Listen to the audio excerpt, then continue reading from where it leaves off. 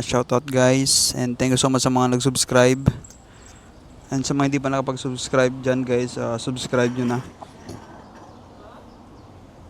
para ma-update kayo sa mga bagong vlog.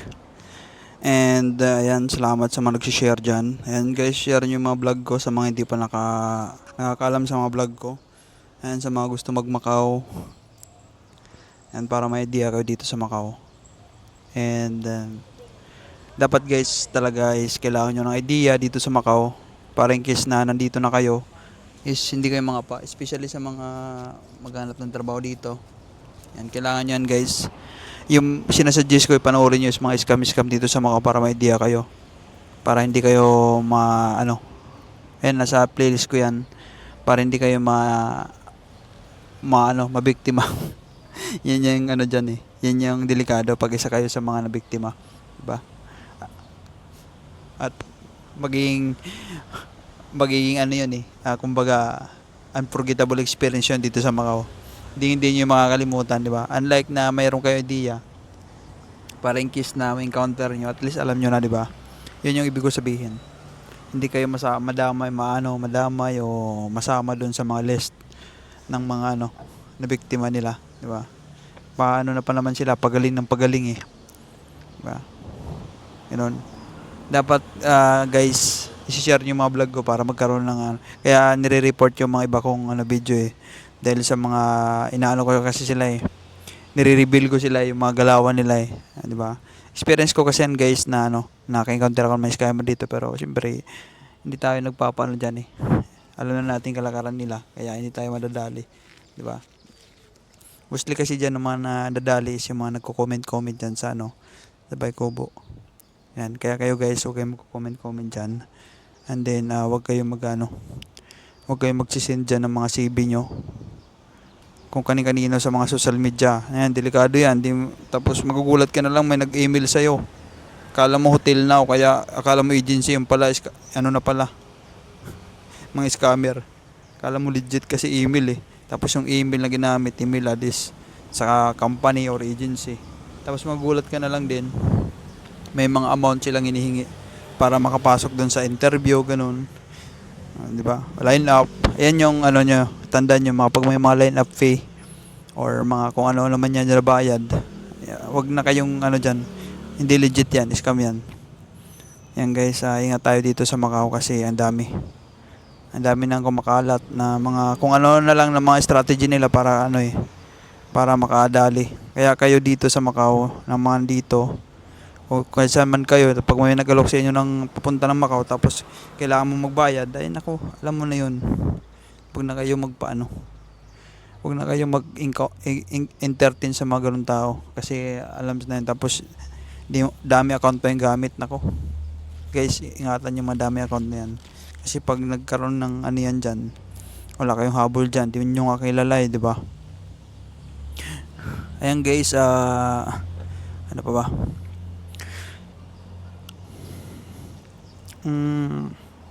Yan sa mga naghahanap dito ng trabaho guys sa Macau. Damihan nyo experience. Damihan nyo experience na ilalagay nyo para para marami kayong option. Marami tayong na-encounter ng mga mandirigma dito na konti lang yung experience na nilagay sa CV nila. Sabi ko damihan nyo para marami kayong option, di ba? Hindi kayo dapat nag-focus sa mga gusto nyo lang kasi matatagalan talaga. Example, gusto nyo is cleaner. Kung cleaner lang kayo mag-a-apply, matagal yun. Dapat guys, mag-apply kayo kahit saan dito. Kahit anong trabaho applyan nyo para kung sino mauna, doon yung pasukan nyo. Hindi yung hintayin yung gusto nyo. Ayun, matagal yun. Ganun guys, gawin nyo.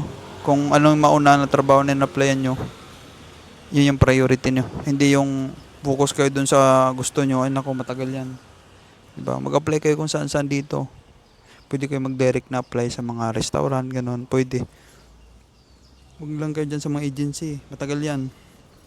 Kung hindi kayo matyaga dyan sa agency, matagal talaga yan. Diba? Kailangan talaga dyan tyaga. Hindi lang dapat araw-araw kayo dyan nagpapasa. Hindi porket nagpasa kayo bukas hindi.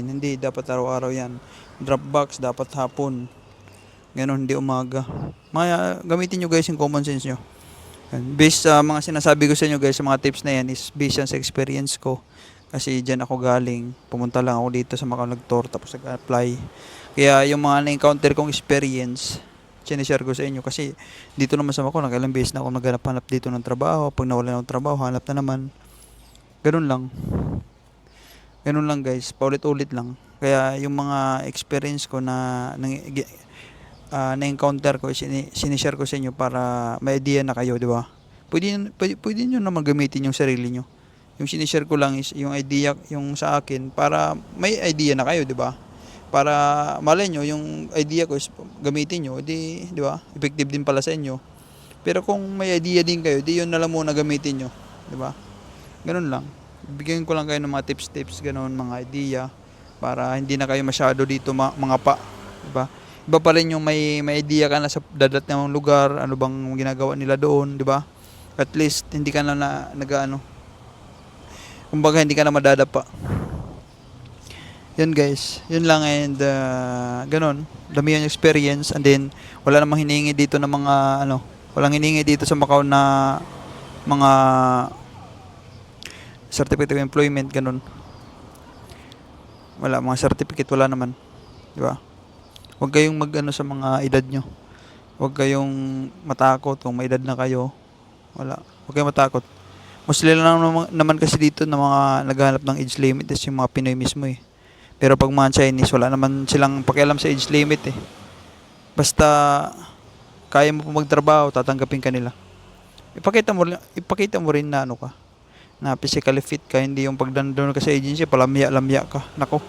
Hindi pwede yan. Dapat pakita mo na energetic ka, physically fit ka, na kaya mo pa magtrabaho. Ganun. Ganun gawin nyo guys. Kasi pag mga inchik, wala silang pakialam sa edad. Yung Muslim lang naman natin kalaban dito is mga kapwa Pinoy natin. Kasi yun yung kapwa Pinoy natin is sila din mismo yung magda-down sa atin. Diba? Imbis na tulungan tayo, sila pa yung mag-ano sa atin. Hihila pa baba. Yun yung mentality ng Pinoy. Kaya dito sa ibang bansa guys, Pilipino yung kalaban natin, hindi ibang lahi. Yung mga ibang lahi na yan, yan ba yung natin dito?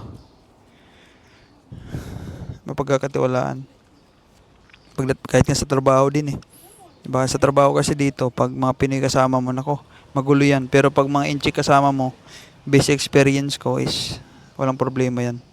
Diba? Basta goods ka lang din sa kanila, pakikisamahan ka din nila na maayos at walang kalukuhan. Unlike Pinoy na pakisamahan mo pa, tatarantaduhin ka pa rin. Yun lang guys yung masasabi ko, and then sana may tututunan kayo sa mga vlog ko. Ayan, panoorin nyo guys check nyo yung playlist ko dito sa YouTube para magkaroon kayo ng idea sa Macau. Diyan yan lahat sa playlist, naka-separate na yan para hindi na kayo mahirapan. Mga agency, mga ayan, ang dami. And yun lang guys, God bless lahat, and huwag nyo kalimutan mag-pray. Mag-pray talaga tayo lagi, and hanggat may visa, may pag-asa, sipag, tiyaga lang at dasal. Yun lang guys, sana may natutunan kayo sa vlog na to. Thank you so much.